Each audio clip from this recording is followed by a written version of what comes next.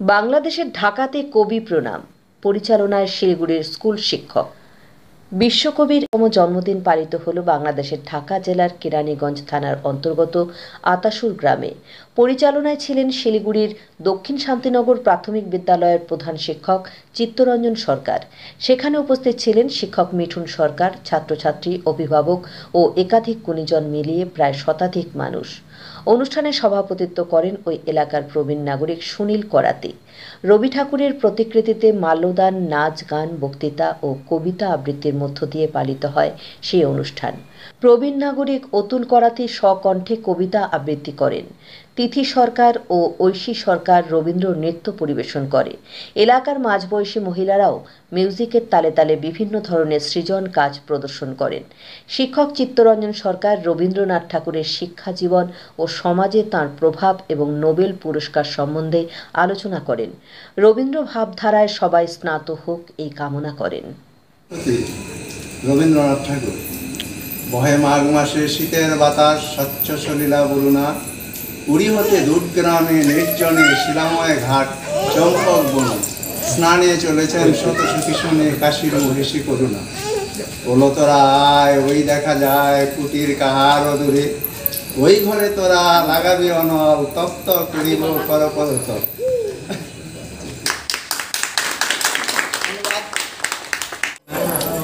আমার নাম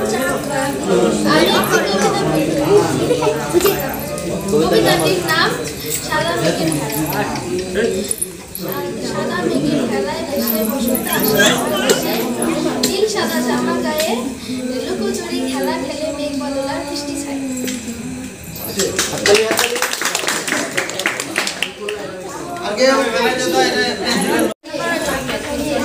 আচ্ছা, এই রবীন্দ্রসঙ্গীতটা আচ্ছা খুব ভালো হইল।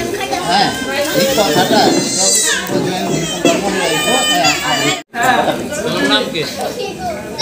তুমি কি কইবা শিখাছো না?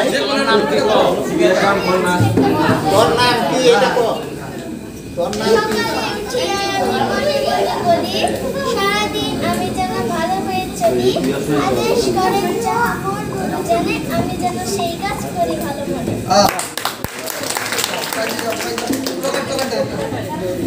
একসাথে তারপর সেটাকে প্রাইজ পায় 1913 সালে। কেন পেল এবার দেখেন, আমাদের পৃথিবীতে যতগুলো কবি আছে ওরা একটা ভাষাতে কবিতা, কেউ বাংলায় লিখছে, কেউ ইংলিশে, কেউ হিন্দিতে, কেউ নেপালিতে, কেউ ফরাসি ভাষায়, কেউ জাপানি ভাষায় লিখছে। আর কবিগুরু কী করেছেন, কবিতা লিখছে বাংলায়, সেই বাংলা কবিতাটা ইংলিশে ট্রান্সলেট করছে। যা বাংলা লেখা আছে ইংলিশে তাই লেখা আছে, বাংলা ভাষার প্রথম লাইনে যা আছে ইংলিশ ভাষার তাই একই লেখা আছে। এটা বুঝতে লেগেছে সারা পৃথিবীর মানুষের কাছে 2 বছর সময়, 2 বছর।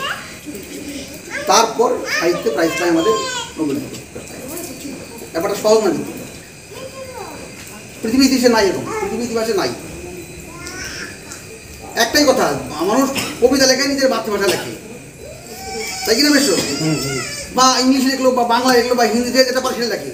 আর এই ভদ্রলোক বাংলায় কবিতা লিখছে, 1 নম্বর কবিতা যা লিখছে বাংলায় ওই কবিতা 1 নম্বরে লিখছে, সেই একই ভাষায় একই কথা একই জিনিস। 50 নম্বর কবিতা বাংলায় যা আছে ইংলিশে সেই গীতাঞ্জলি 50 নম্বর কবিতা একই বিষয়, একই তথ্য, একই সাবজেক্ট।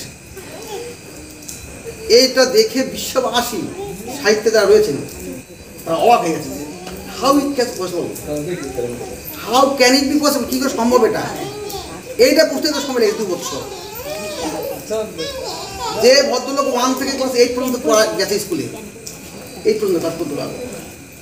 তারপরে এই কথাগত বিদ্যা স্কুলে যাওয়া, উনি বলছে স্কুল শুধু বসে থাকতে হয়, মাস্টাররা যা পড়া হয় না আমার। তার জন্য উনি স্কুল ছেড়ে দিয়ে বাড়িতেই পড়ে। রবীন্দ্রনাথ ঠাকুর 14টা ভাই বোন, 14 জন ভাই বোন। তখনকার যদি ভাই বোনের সংখ্যা বেশি হতো আমরা অনেক দূর হতো। হ্যাঁ, 14 জন ভাই বোন।